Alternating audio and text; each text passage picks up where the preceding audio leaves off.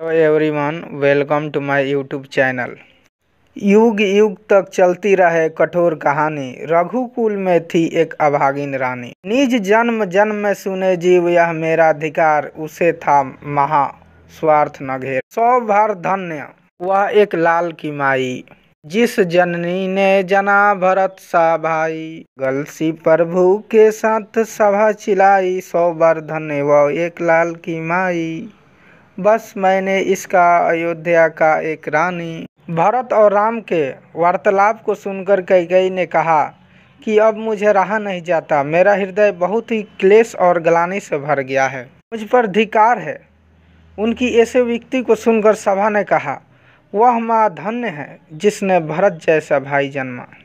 जब भगवान भरत को गले लगाकर अश्रुपूरित नयनों और करुणा स्वर से कहते हैं कि उसके आश्रय की यह किस तरह मिल सकती है जिसकी माँ उसे जान न सकी।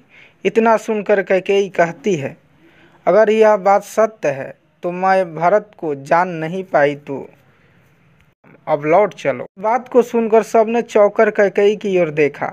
कैकेयी विधवा होने कारण सफ़ेद वस्त्र में थी और इस प्रकार लग रही थी जैसे चंद्रमा की किरण। स्थिर बैठी हुई थी। ओजपूर्ण कैकेयी जब गाय के समान सीधी और गंगा के समान निर्मल हो गई है।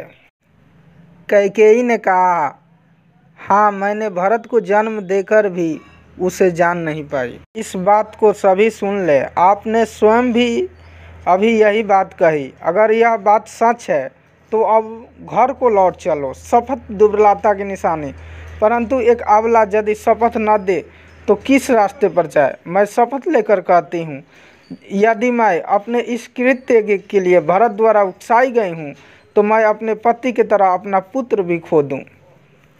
अब मुझे कुछ भी कहने से रोको नहीं।